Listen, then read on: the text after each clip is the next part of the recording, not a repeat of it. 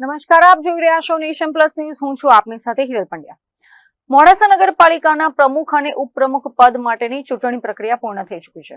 મોડાસા નગરપાલિકાના પ્રમુખ તરીકે ભારતીય જનતા પાર્ટીના જયશ્રીબેન પટેલ બહુમતી સાથે ચૂંટાઈ આવ્યા છે. મોડાસા નગરપાલિકાના હોદ્દેદારોની ચૂંટણી પ્રક્રિયા બાયડ પ્રાંત અધિકારીના અધ્યક્ષ સ્થાને યોજવામાં આવી હતી. પ્રમુખ પદની ચૂંટણીમાં ભાજપના ઉમેદવાર જયશ્રીબેન પટેલને કુલ 27 મતો મળ્યા હતા, જેમાં ભાજપના 24 કાઉન્સિલરો ઉપરાંત 3 અપક્ષ ઉમેદવારોએ પણ તેમને સમર્થન આપતા તેમની જીત થઈ હતી. મોડાસા પાલિકાના ઇતિહાસમાં જયશ્રીબેન પટેલ પ્રમુખ પદ સંભાળનારા છઠ્ઠા મહિલા પ્રમુખ બન્યા છે, જેને લઈને મહિલા કાર્યકરોમાં ભારે ખુશીનો માહોલ જોવા મળી રહ્યો છે.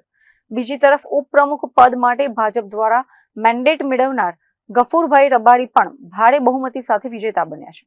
ગફુરભાઈ રબારીને પણ ભાજપના 24 અને અપક્ષના 3 સભ્યો સહિત કુલ 27 મતો સાંપડ્યા છે.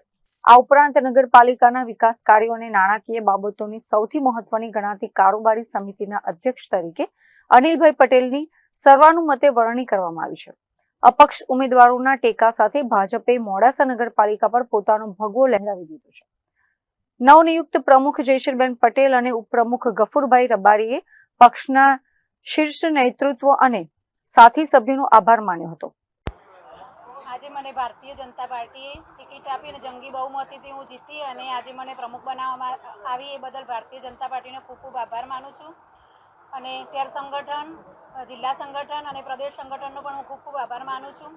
મોડાસાની જનતાનો ખૂબ આભાર માનું છું. મારા જોડે સાથીદાર, કોર્પોરેટર મિત્રો, ભાઈઓ બહેનો બધાનો ખૂબ ખૂબ આભાર. અમે જે જૂના વિકાસના કાર્યો બાકી હશે એ બધા પૂરા કરીશું અને સીમાંકન પ્રમાણે જે વિસ્તાર વધારવામાં આવે છે એના પણ કાર્યો સારા કરીશું અને વિકાસ કરીને સારું કામ કરીશું. ભારત માતા કી જય.